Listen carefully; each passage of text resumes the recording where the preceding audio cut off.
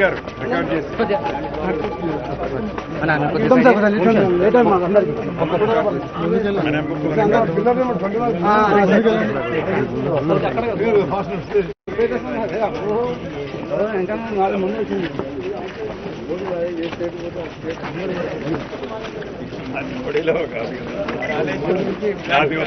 Mass వేసుకున్నాడు అనమాట.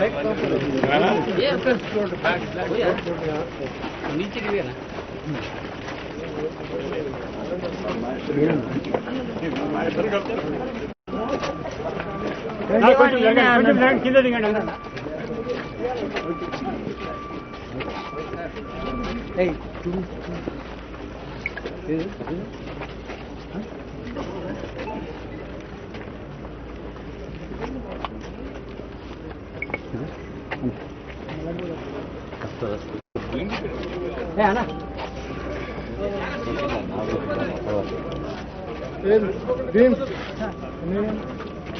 అరే అటు సైడ్ పోతున్నారా?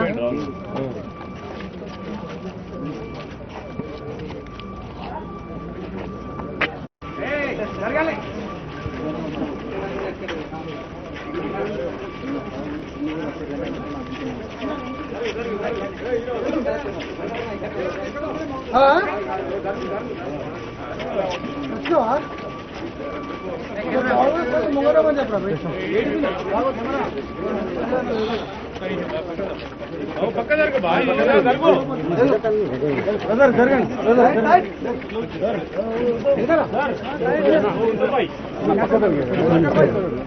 మీరు సైడ్ దిగాని బోత్ సైడ్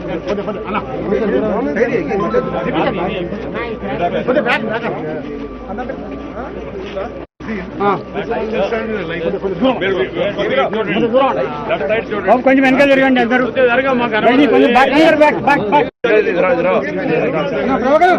కొంచెం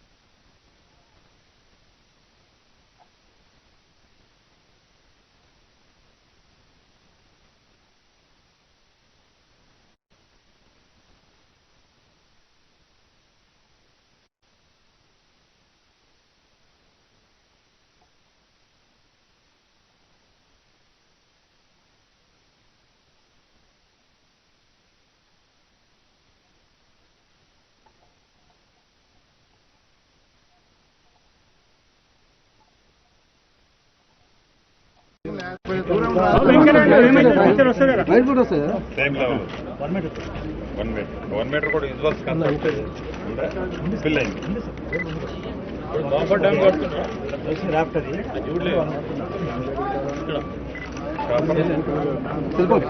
భయ వెనుక రండి అన్న.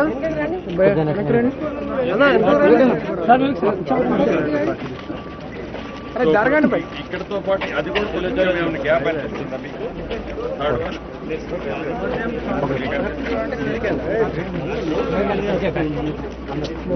అంటే ఇక్కడ నుంచి మూడోది మీకు డౌన్ అనిపిస్తుందా? నాకే అనిపిస్తుంది.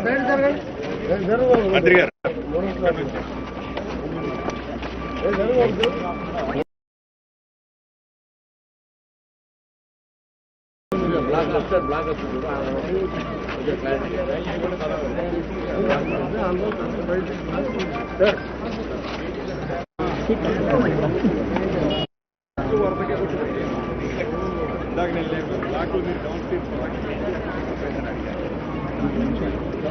अन्ना लेफ्ट देखो ना एक बार लेफ्ट देखो కొంచెం లోపల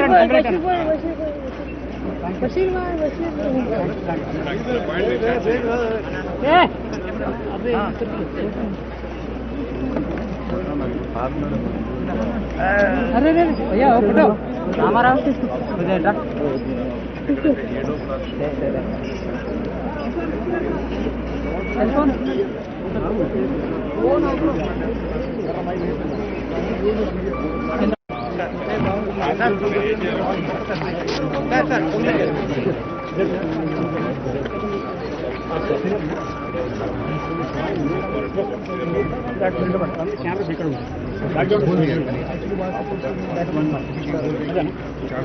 उस तरफ यहाँ से कैमरे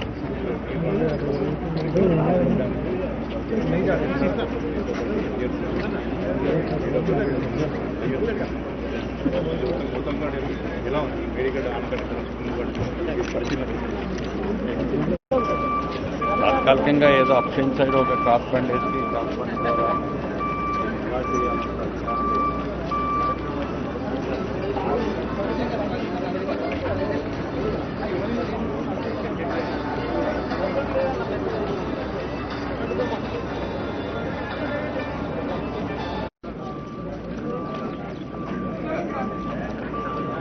ఒక్క second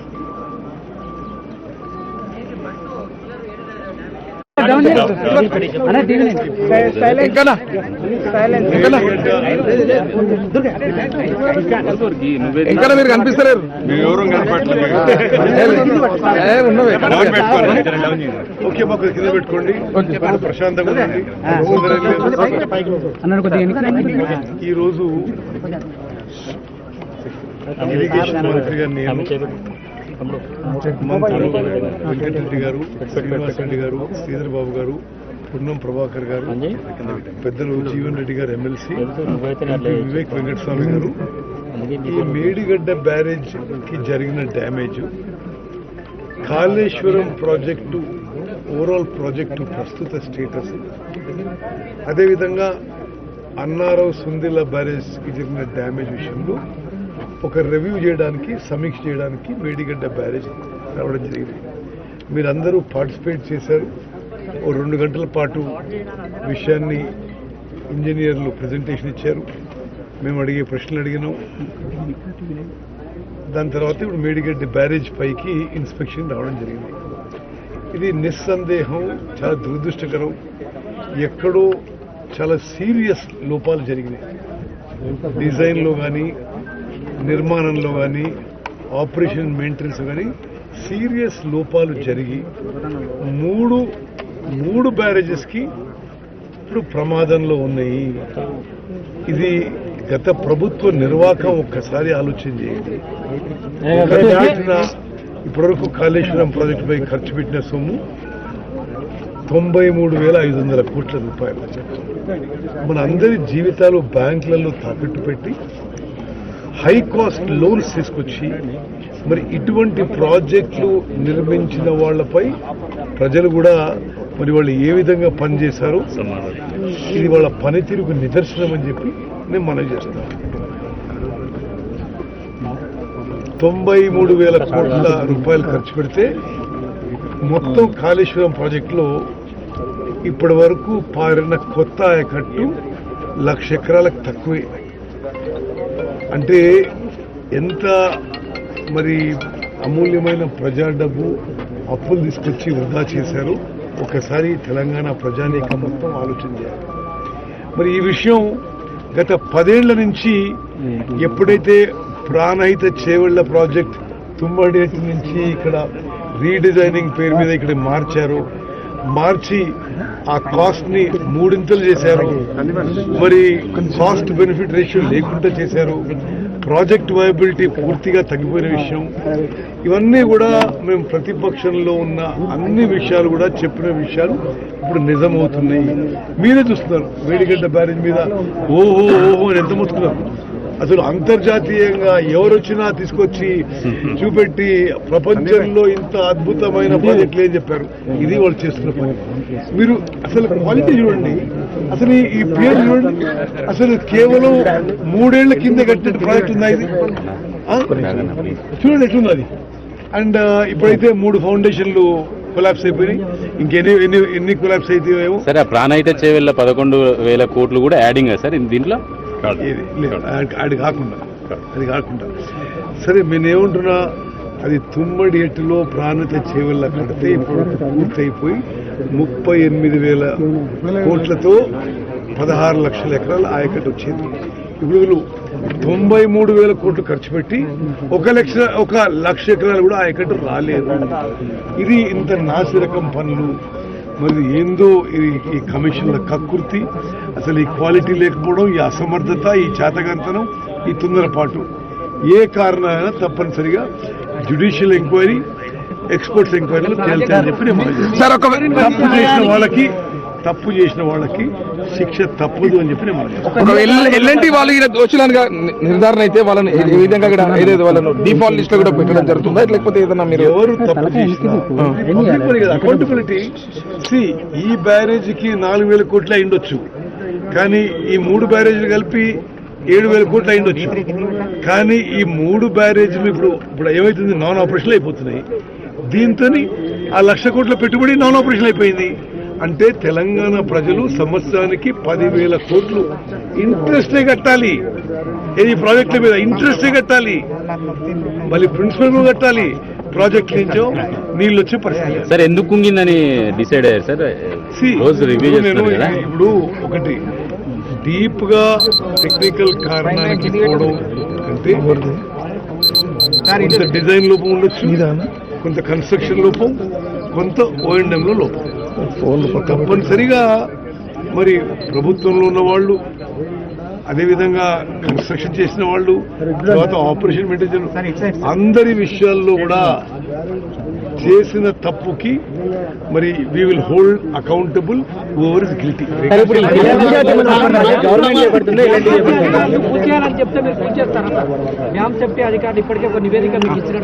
national dam safety authority ఇచ్చిన రిపోర్టు పూర్తిగా అసలు ఈ ప్రభుత్వం, గత ప్రభుత్వం ఇది వాళ్ళ వైఫల్యమే అని స్పష్టంగా చెప్పింది.